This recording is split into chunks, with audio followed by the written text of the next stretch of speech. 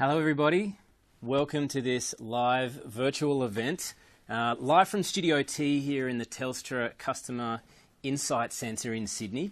My name is Jeremy Little, I'm from Capital Pitch and I'll be the moderator, facilitator for today, so welcome. Now before we start, I want to go over a few items so you can get the most out of this virtual event. You're on an interactive platform. We'd like you to follow the slides and download the presentation at the end from the Resources tab so that you can read it later. You'll also have the opportunity to submit questions using the Q&A panel. So we'd love to hear from you. Send us lots of questions. That's going to help us direct the conversation today as well and make this really interactive so that we can give the most value to you. Now, you can also join the social conversation, so please get social, get interactive, and I'm going to introduce our guests really quickly. So I'm joined by Jeremy Howe, who is the Director of the Security Product Division here at Telstra. So welcome, Jeremy. Thank you. And also joined by Danny Ristevski, who's joining us on the line down in Melbourne. Danny is the General Manager of the Security Centre for Excellence here at Telstra. Danny, welcome. Thanks, Jeremy. Now, we're going to be talking about the Telstra Security Report, Cyber Security Report here today from 2016. So lots of really great content to get through. So this is it here, Telstra Cyber Security Report. Very interesting stuff. Now, the agenda for today is going through the business security fundamentals. You can see them on your screen, all the way through to a recap at the end. We've got some great takeaways for everybody. But now, so I can let our fantastic guests introduce themselves, we're going to let you guys on the line there do a little poll. So we'd love to hear what's your organisational role within the business. And whilst you're answering that, I'm going to throw over to Jeremy. Please tell us a little bit about yourself. Sure. As said, Jeremy Howe, I look after our security products team here at Telstra. So everything from product strategy, we do the product development and product management, ongoing management of our products within our security portfolio. Very exciting job. Fantastic. And Danny, could you please tell us a little bit about yourself as well? Yeah, thanks, Jeremy. Hi, everyone. A little bit about myself. I head up the Centre of Excellence in Telstra Security Practice, and I'm responsible for developing the capability and security offerings, particularly consulting and professional services that we take to market within the security portfolio.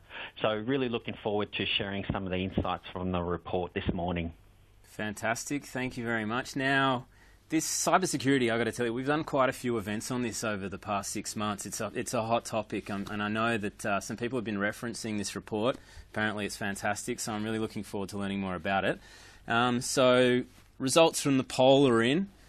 Big chunk of people, almost 34%, over 34% IT and security managers. So, but a pretty even split across that. Yeah, so that's quite interesting.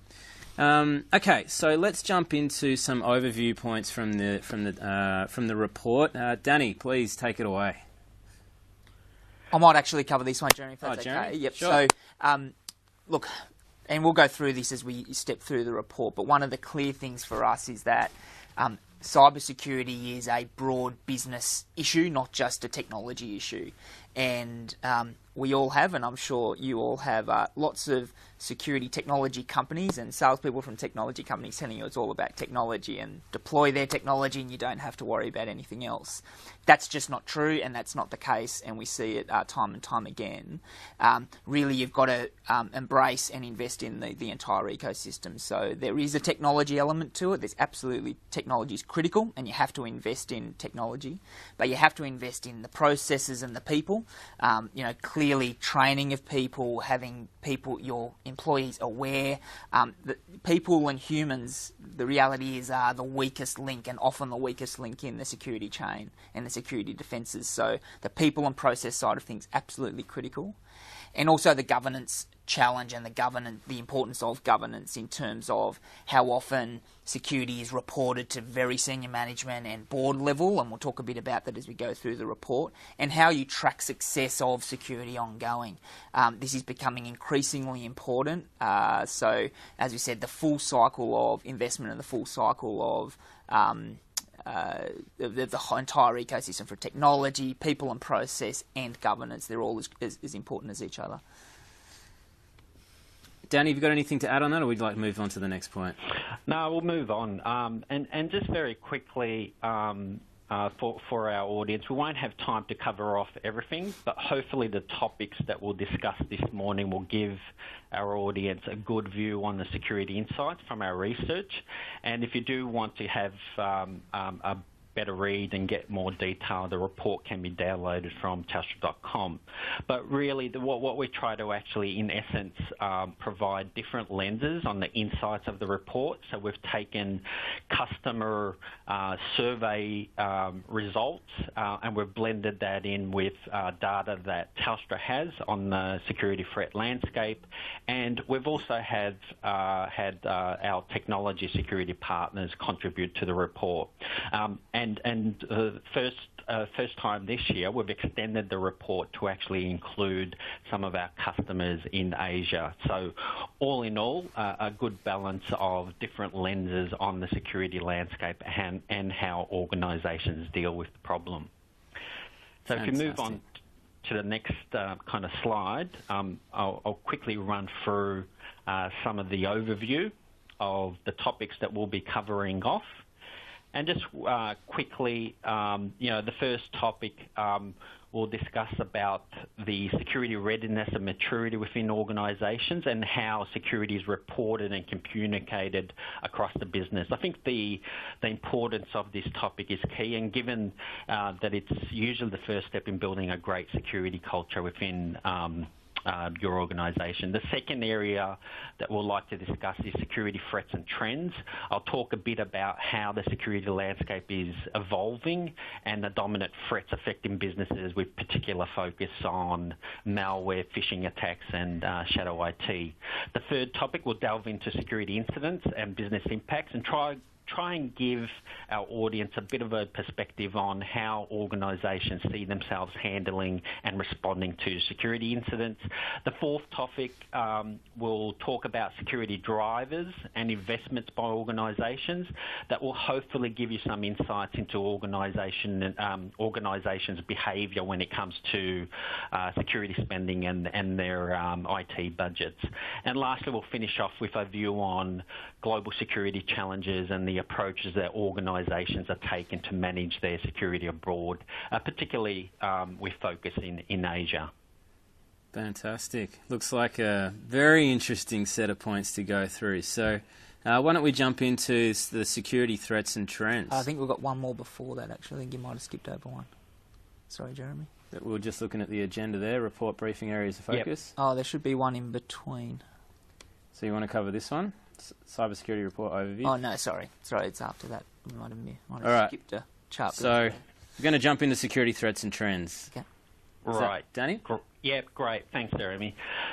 So let's get started. Our first topic, security readiness and maturity of organisations. It's actually good to see that organisations fared well when it came to briefing their senior leaders about cybersecurity. It was encouraging to see the importance of the level of involvement, which we found nearly 40% of organisations briefing their senior leaders quarterly, and over 25% of organisations had monthly briefings. And this is really a positive step for visibility and importance of security in organisations at the top, at the most senior level. Our research also found that C-level members had become more involved in a wider range of security activities, not just briefing.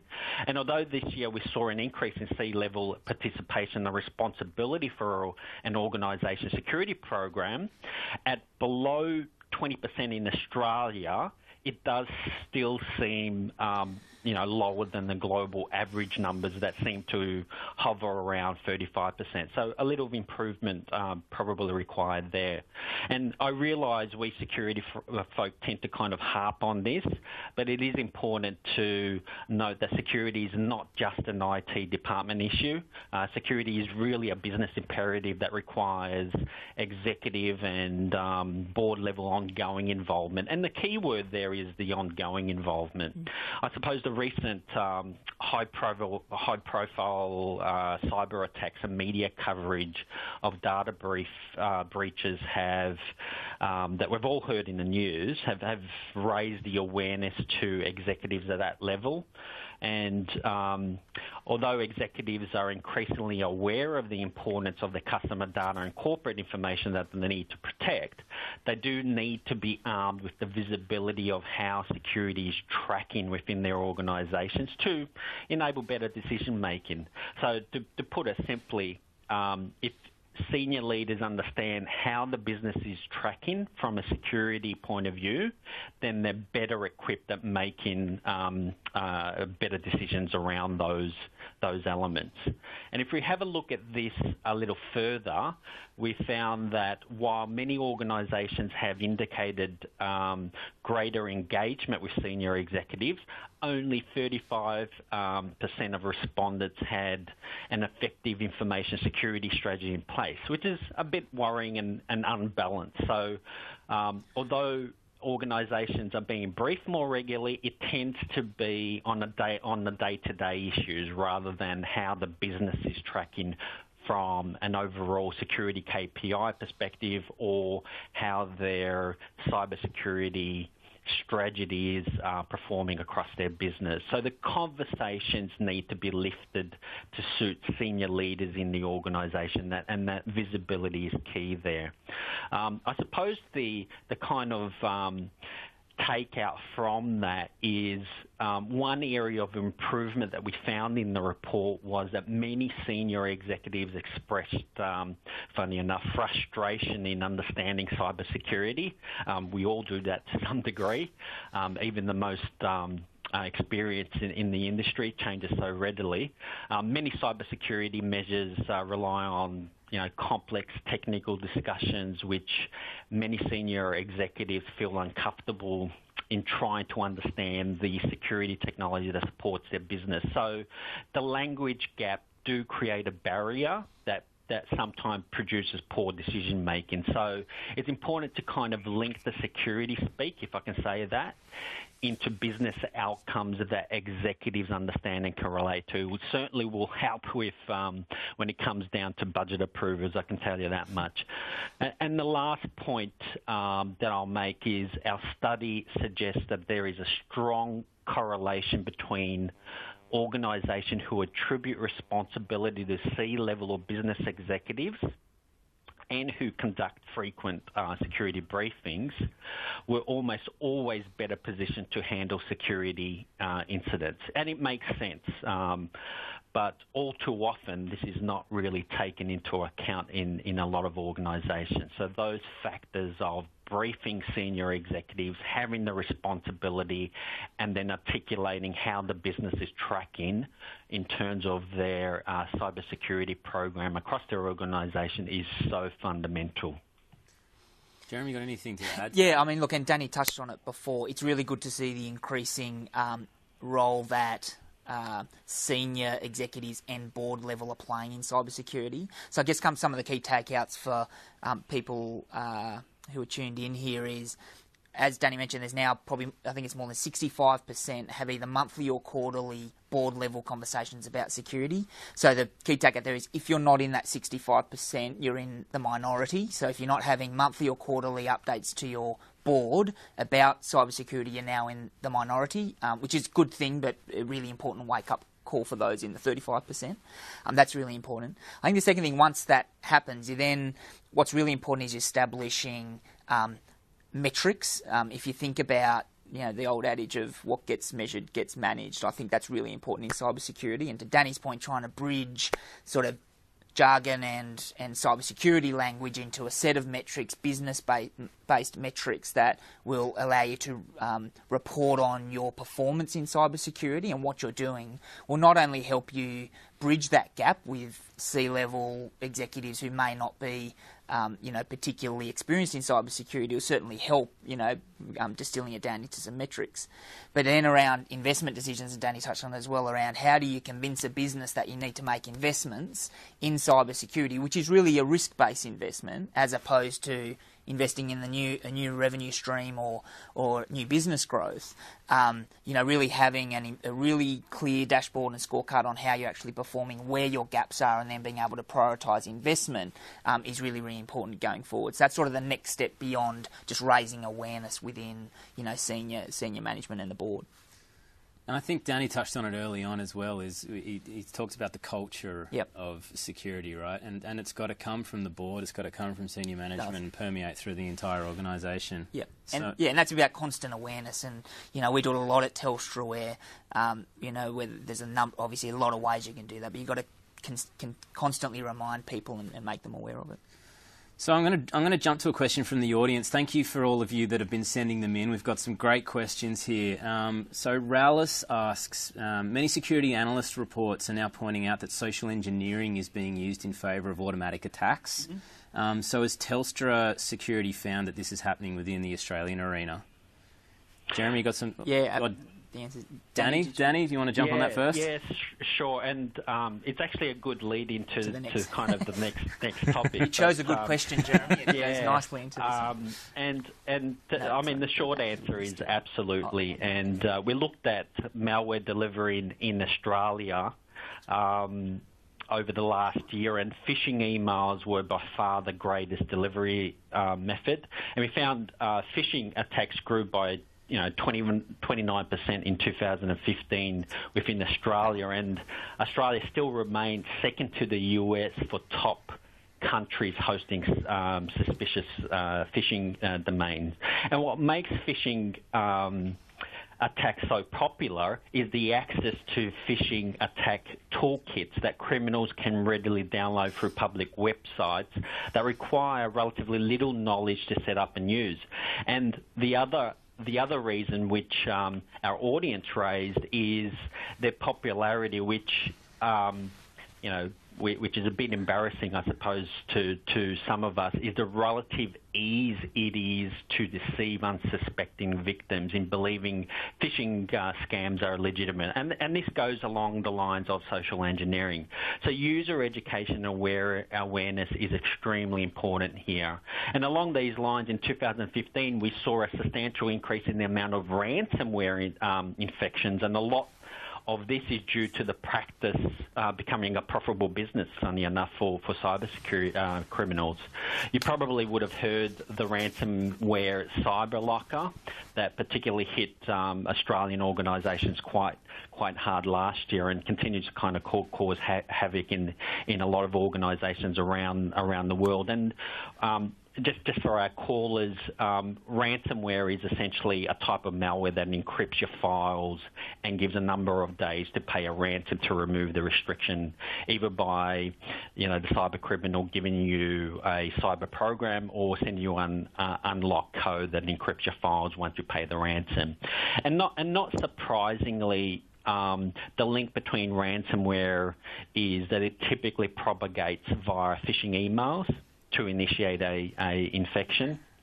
So like phishing emails, user education is key to preventing this type of infection. The question that we often get asked by our customers is, in the event they do become infected with ransomware and receive a ransom request, what should they do, and should they actually pay for the ransom to actually get some of their data back? And although it's up to the organisations to answer this question themselves, the best response is to try and minimise the exposure to such an attack in the first place by backing up your data regularly. So even if you're hit by ransomware, your data loss is kept to a minimum because you've got backups in place. And the more critical your data is, the greater the interval you should back it up. So even if it means hourly backups. And I know a lot of the IT folk, sigh at the thought of doing hourly backups, but there is some innovative software out there that kind of minimises and does the delta backups as opposed to a whole backup of a complete set of your data. And just to note, even if you do pay a ransomware attacker, there is no guarantee that you'll get your files back. So, it's a key threat that you need to kind of mitigate against because it is increasing quite substantially and has been increasing for the past year. On the last point, we do see a lot of these attacks actually propagating to mobile devices. So what we'll end up seeing in the coming year is mobile malware actually increasing quite substantially, and we've got infection rates today at 5% in Australia and slightly higher at 9% in Asia.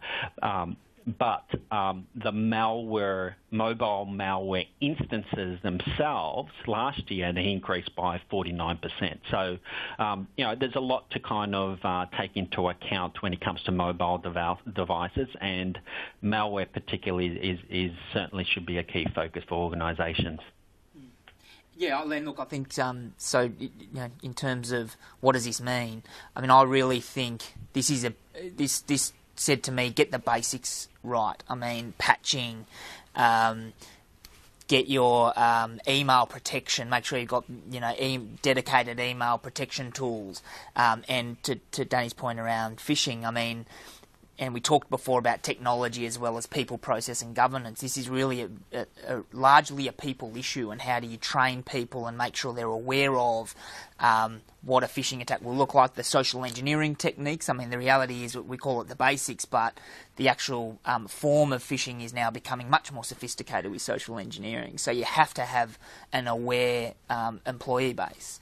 And so, we've done a lot within Telstra as well to inform our employees about phishing. We've run simulations, and I think that's another important tool in the toolkit is do your simulations, know how vulnerable you are to these things, so you know how much awareness gap you still have within your employee base. So we might run through to the next poll with the audience now, so we'll jump on to that.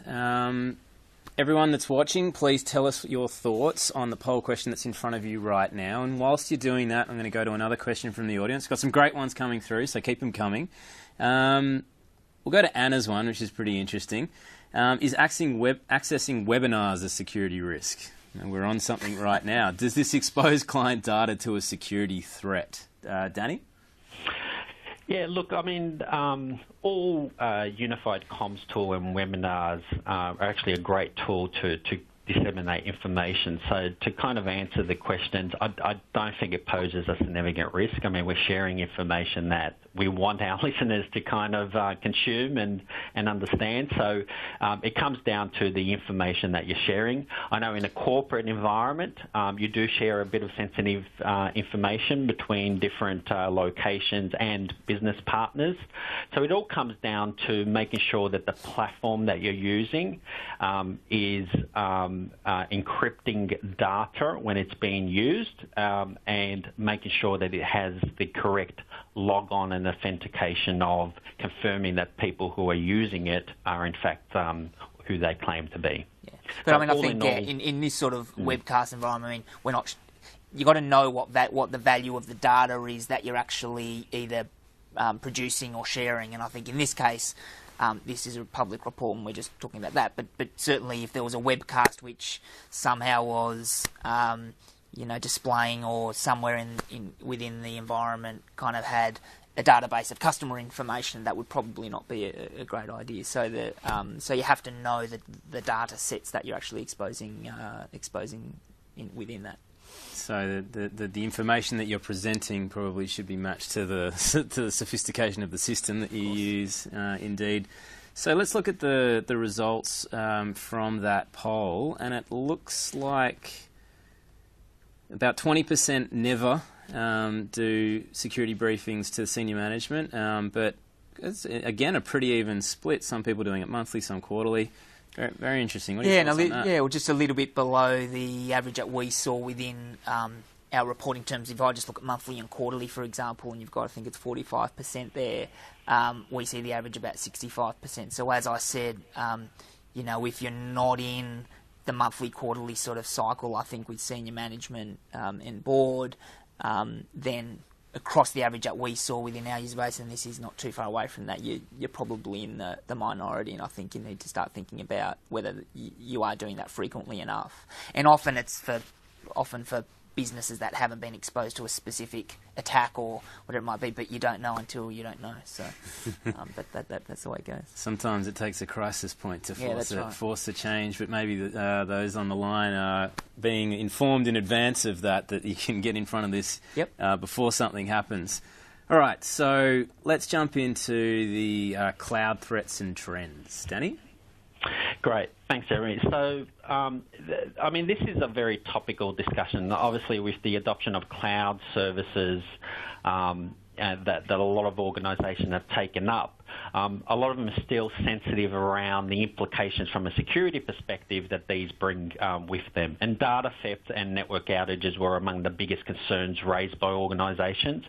But one issue that really stood out was shadow IT. And shadow IT problem is increasing globally, and we focused a whole section on this in the report because we think it's still not widely addressed by organisations today. So it's important to kind of raise the profile of it.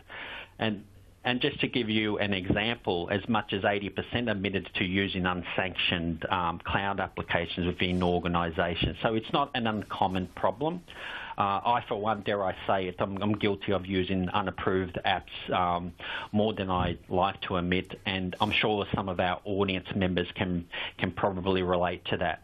And shadow IT really poses two main challenges for organisations, both from a financial and security perspective. So from a financial, organisations lose the control of corporate IT spending, which potentially leads to inefficient buying patterns, and companies don't have the benefit of leveraging volume discounts, etc. And secondly, the IT department who's responsible for securing the enterprise data within organisations essentially loses visibility and control of the data, and is therefore potentially exposed to data leakages outside or misuse of data. In Australia, as many as 60% of respondents reported that shadow IT is not only an issue within their organisation, but nearly half of Australian organisations had not yet put in place the tools that track and monitor shadow IT. Potentially exposing them to kind of data loss.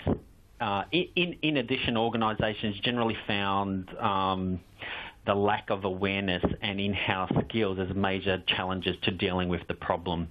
So it's important to kind of bring shadow IT to the forefront as a key problem, especially with the adoption of cloud services. One of the most revealing perspectives of shadow IT is that most companies are unaware of how large the problem is within their organisation. So the first step to solving this is really gaining visibility, and you can't address a problem if you can't see it. Jeremy? Yeah, look, the first sort of point around this is good news that there are now tools available where shadow IT doesn't need to be as shadow as it kind of was before. And so there are tools available that do give visibility and protection capabilities around this challenge, and this really is the challenge, and we talk a lot about consumerisation of IT and, employees wanting to use SaaS-based, cloud-based SaaS applications to do meaningful work and be productive. So the first thing is there's good news that there are tools out there. Not everyone may be aware, but, I'd encourage people to look at the tools available, even just, like I said, at a visibility level so you know what's going on within the organisation. The second one is, I think, for businesses is to be proactive and rather than trying to be restrictive and say, well, there's this sort of standard operating environment and you can only use these things. But if you can be proactive, as I said, and use these tools to understand what people are using and then actually offer a broader range of SaaS-based applications, the applications that people want to use and that people want to use to be productive and be the best employees that they can possibly be. If you can be proactive in that sense, put the right levels of security around these types of applications, then you're an IT sort of area that's going to have a lot more, not popularity, but you're going to be able to offer to be an enabler rather than an inhibitor of business. So I think, like I said, the tools are there available for you to get that visibility and protection, and then it enables you then to become, as I said, an enabler rather than restricting all of these things, which is sort of the first reaction often. Yeah, I think to truly adopt a culture of security, it needs to be one that is actually proactively promoted, and it's impossible to stop people from using a lot of these apps, right? So, and if people feel like they're going to get in trouble every time that they do it, it's probably not that culture is not going to permeate. They might resist. And the horse is bolted. I mean, people doing it. It's just a matter of how you then enable it in a secure way. The horse is bolted. To be honest. Danny, did you have something else to jump in there as well? Yeah, look, I think that's spot on. And the answer that a lot of IT departments seem to kind of jump on, at least initially, the first reaction is to block all applications that haven't been approved. And that's not going to solve an organisation's shadow IT problem. I think the key kind of takeout is to be inclusive of employees, build the culture that allows them to be more productive, to allow these for them to actually use SaaS-based applications, but make sure that you give your employees an avenue to align it with your IT security policies. And it may mean if they're using, for argument's sake, a file sharing app, it might mean that you do a bit of evaluation from your perspective and actually pick one that actually suits your organisation from a security perspective, and actually provide that as a useful tool that employees can use, as opposed to them actually using a wide variety or a wide range of file sharing apps. So it's a banner of being inclusive and actually not restricting employees being productive, because at the end of the day, employees are trying to do their job more effectively. Yeah, and who can keep up with the rate of change of technology and software and the rate of change of disruption, and maybe if you're inclusive with the employees, they're going to bring things to you that you may not have seen yet that could improve the whole business. Yeah, exactly right. So let's jump into the next polling question. I've got a couple of really good questions from the audience that I want to run past you both. So the next polling question is around unsanctioned applications. So everyone, please tell us what you think. Now, there's a couple of questions that have come up from a few people on the line. So we'll start with the simple one first, or the easier of the two. Quite simply, what is social engineering? Can you define it for the people on that are watching?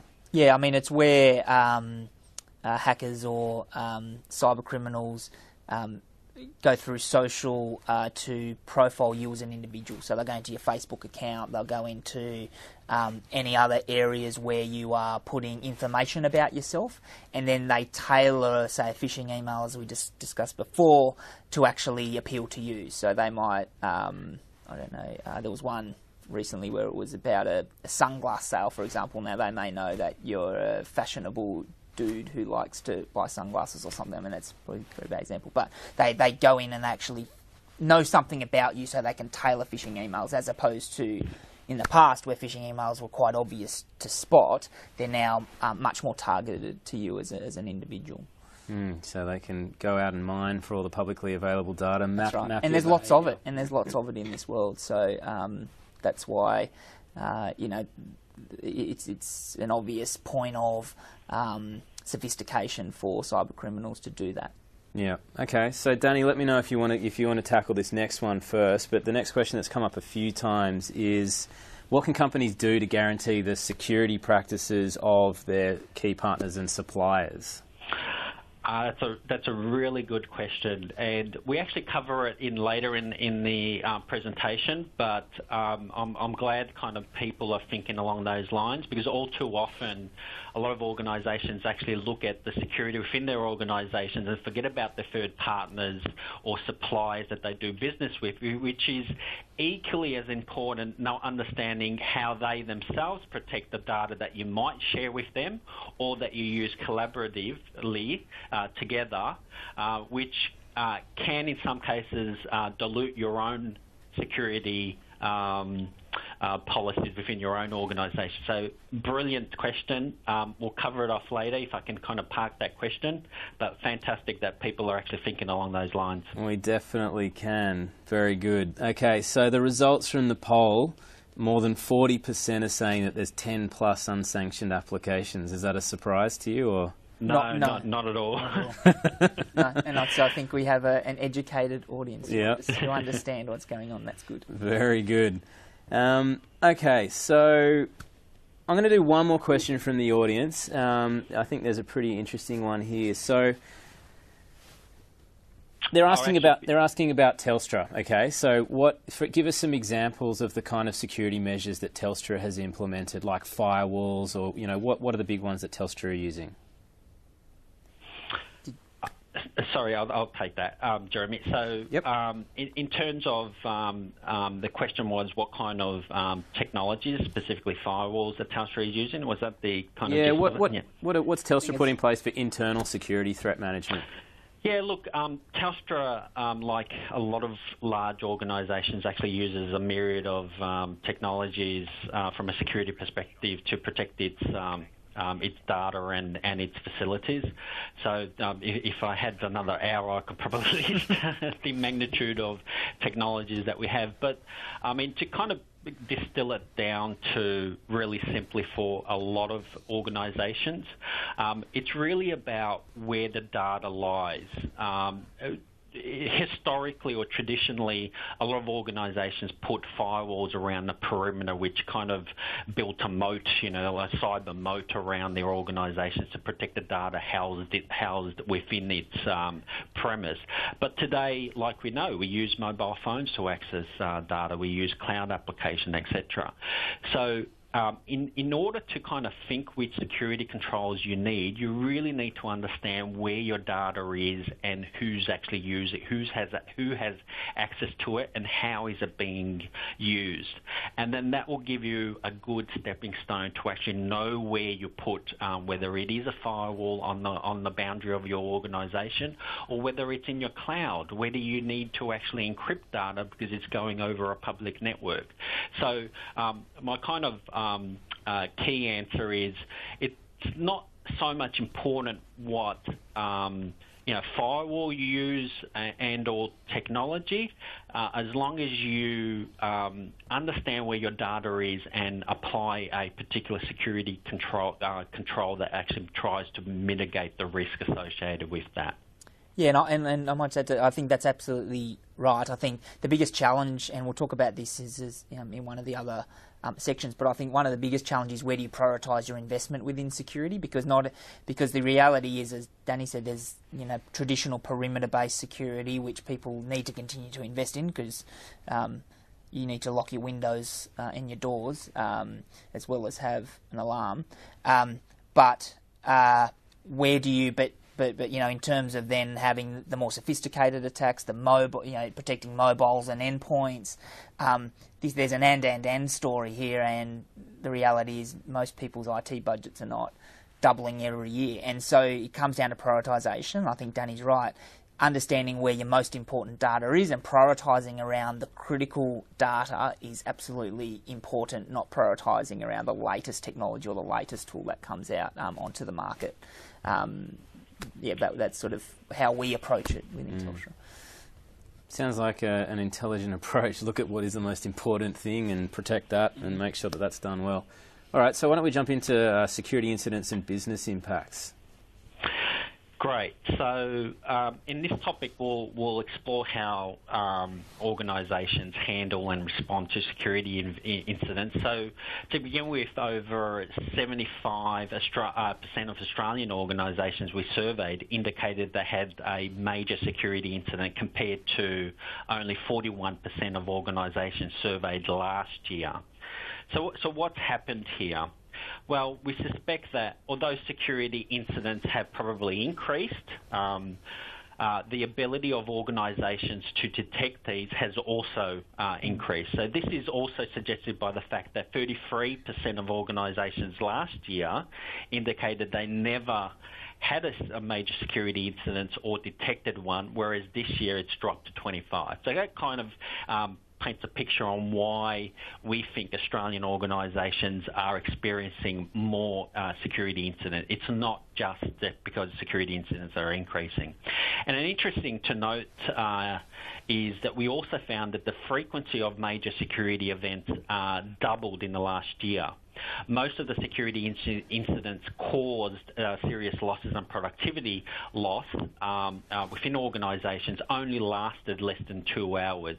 And it's a trend that we're consistently seeing amongst different attack vectors, where the frequency of the attack is increasing while the duration seems to decrease. So to give you an example, for instance, DDoS attacks are typically shorter in duration this year, especially in Asia-Pac, with more than half of the DDoS attacks lasting just under 30 minutes. And it's the hit-and-run nature of these attacks that suggest an ongoing trend in which hackers prefer to launch multiple assaults against a number of targets as opposed to a single prolonged attack. It's also reflective of, I suppose, the use of toolkits for hire, and in this case DDoS toolkits for hire, that we readily see on the dark web or on the public internet, where the attacker can access a botnet resource that's paid for to actually launch short duration, smaller attacks quite readily. The downside to this is that we found organisations were far less confident this year, 20% in fact, at being prepared at handling major security incidents compared to 43% last year.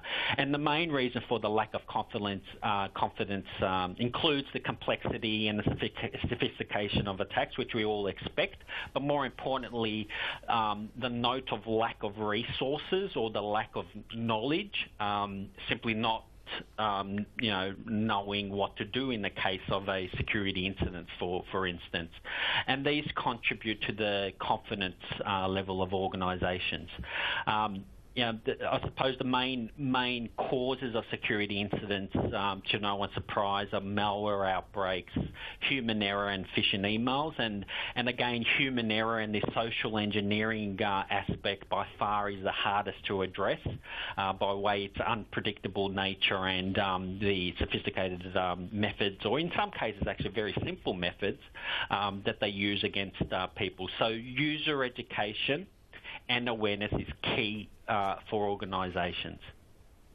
Look, I think on this one, from my perspective, there's sort of good news and bad news in this. The good news is the awareness, as Danny mentioned. 75% now say, yes, we've had a security incident. And I'd suggest as Danny suggested, all that increase is not just due to the increase in security incidents, it's due to the fact that we're actually detecting them and we know that they're there. So that is a good thing. And also a bit of a burning platform for IT managers within organisations to go to the business and say, this is real.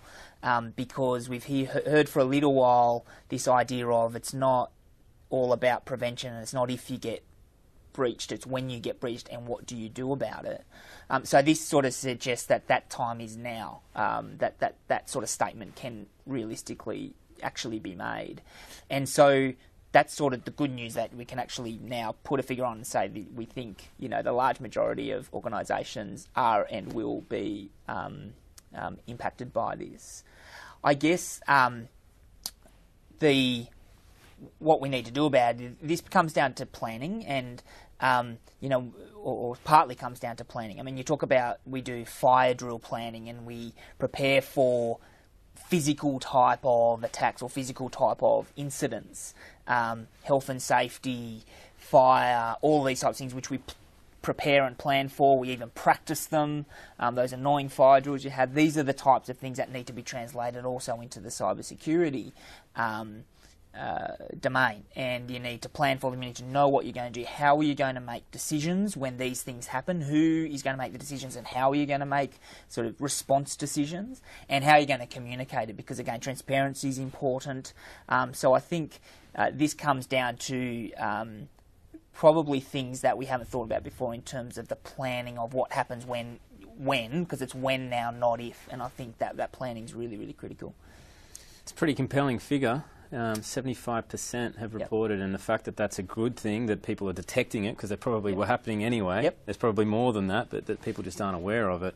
So that makes a pretty strong case for people to take to their management and make this an organisational focus. So let's jump into security drivers and investment decisions. Danny?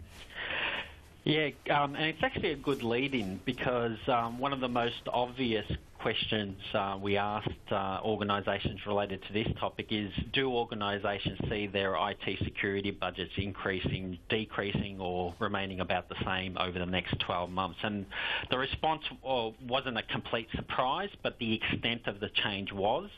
So what we found was a dramatic shift from last year where 60% indicated that their security budgets would remain about the same, compared to this year with over 75% of organisations surveyed indicating that their security budgets would in fact increase. And we put this down to a number of things. The obvious one is the need to kind of protect organisations against growing threats is obviously a key driver, but the high profile attacks in the media have prompted organisational leaders to ask a question about their own cybersecurity plan, where they stand and are they protected.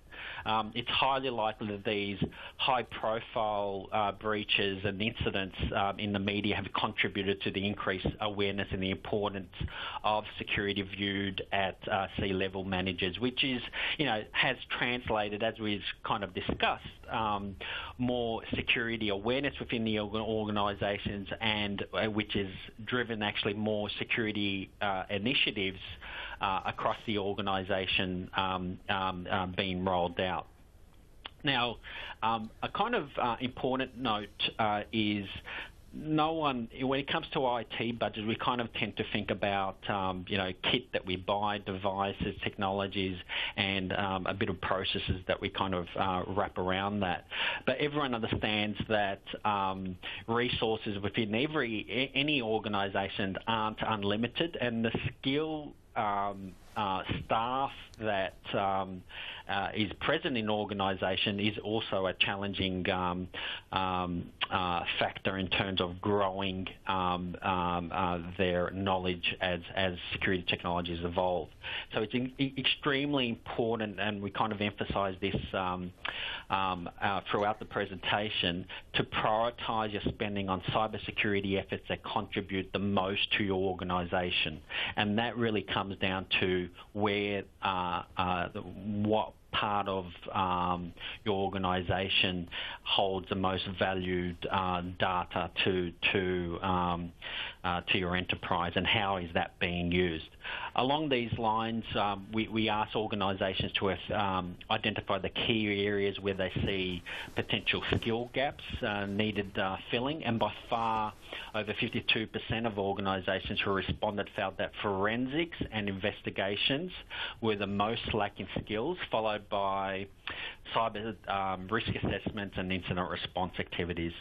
And we see the security gap widening in future as the scarcity of security resources continues to grow, despite security budgets increasing.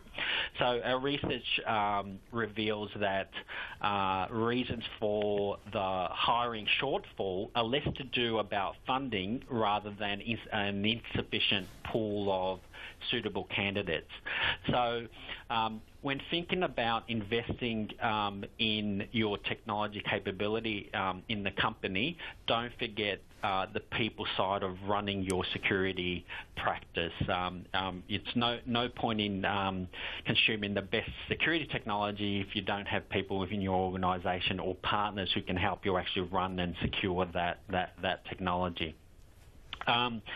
We looked at a number of different investment areas that organisations will undertake in the next 12 months, and we find that traditional network intrusion and detection technologies like firewalls, UTMs, and IPS is still rate high on the priority list. However, we're seeing a shift of many organisations increasing their investing in entirely new areas to take advantage of emerging technology like mobility and cloud, which are other priorities on the investment list. And lastly, an interesting one to note is cyber insurance. It's certainly a growing spend for some organisations. We won't have time to kind of go into cyber insurance in detail, but cyber insurance is one of those fastest growing sectors in the security market, and it's predicted to significantly grow over the next 5 years. The industry remains relatively in early stages of development, and the inclusion and definition of these services is likely to change as the industry matures. The levels of awareness and readiness to purchase cyber insurance in Australia are generally low, with most organisations indicating they are unlikely to purchase cyber insurance in the near future. Yeah, and look, this is the dilemma we talked about before when we in response to one of the questions of flat or sometimes moderately increasing budgets. With you look on the right hand side of this chart around the areas of security investment, and you've got the old and the new. You've got traditional things that people have been investing in, firewalls, etc., and you've got the new. A lot about mobility. How do you do data encryption, etc.? How do you secure cloud and how do you make the right investment decisions? And what I referred to before, I think most important is knowing where your most critical assets are. Prioritise around that. Don't prioritise around the next.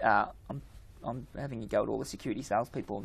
They're all good people. Don't get me wrong. We've got some ourselves. They're very good. But don't, the next security person that walks into and puts a great new tool and the great technology in front of you. You've got to put that back into your own business context. Where's your critical data? Where's your critical assets? And how are you protecting those? Not, what is the latest and greatest technology and tool set that may or may not be fit for purpose for your organisation. I think secondly around the skill set shortage, don't be afraid to ask for external help. It is a reality that not every organisation is going to be able to employ deep domain security experts, and there's lots of help out there. Engage external help because, as Danny alluded to, there's a limited supply and pool of those really super skilled resources that you need. Fantastic. Now, we've got a lot of great questions coming through. I'd love to get to them all, but we've only got a few minutes left to get through these last few points while we've got the experts. So we'll get answers to you via email after the event for all these fantastic questions. But why don't we jump into the global security challenges and methodologies, Danny? Great.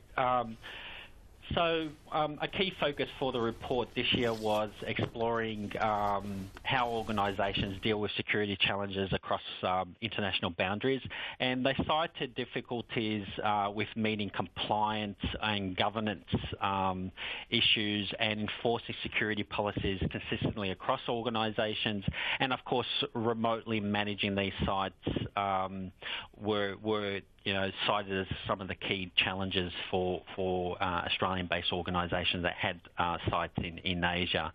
But a key kind of takeout that we saw was, in order to kind of minimise some of these difficulties, we found, not surprisingly, that multinational companies implemented a security policy centrally. More than half of multinational organisations across Australia and Asia had adopted a centralised approach to storing and managing critical information, and we're likely to see this trend continue as in future.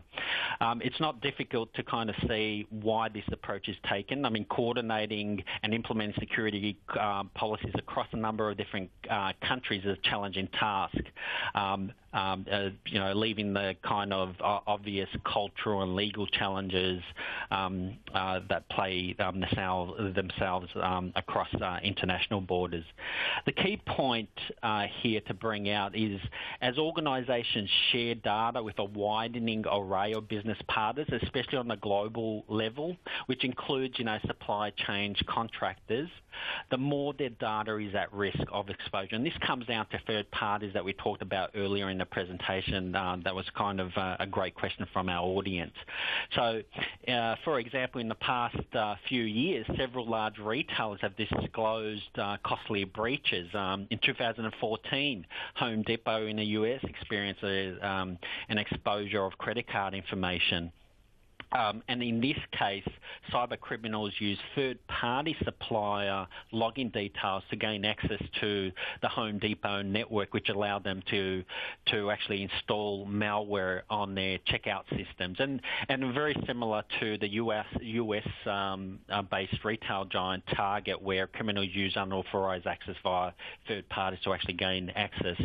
So our research found that there were still a concerning amount of organisations evaluating the security, not evaluating security risk and implications to third-party business partners within their organisation. So 15% of Australian organisations and 26% of Asia-Pac organisations didn't even perform any audits on their partners or suppliers. So the trick here is not to overwhelm yourself with third-party audits, but to implement a tiered framework that manages third-party partners based on risks they present to your business, which allows you to hold, third parties to different levels of accountability. So, for instance, organisations that share customer-sensitive information would be held to a higher standard of security, while those partners that have less sensitive information may not need to be held to rigorous standards. So hopefully that's kind of giving you a good aspect. Don't forget your third parties that make use of and share valuable data within your organisation. Fantastic. Thank you very much, Danny. I'd love to get some more comments from you, but we're going to have to leave our audience with the last big takeaways from the session and from the report. So why don't we start with you, Jeremy? What are your big takeaways? Yeah, sure. So, protect what matters. We talked about, the prioritisation of resources, of budgets, etc. You have to know what your valuable data and your valuable assets are and protect those in the right way. Assess, test and train. This is the people side of the equation and the process side of the equation that we talked about at the start. It's not just a technology issue, it's a people issue and a process issue and a governance issue. So you must self-assess where you're at and have those metrics in place. You have to test yourselves, and simulations and testing is a really, really important pillar to this. And train your people, and we talked about phishing emails, etc. These are the types of things that you really can get a lot of value just by simple training of your people in those sorts of situations.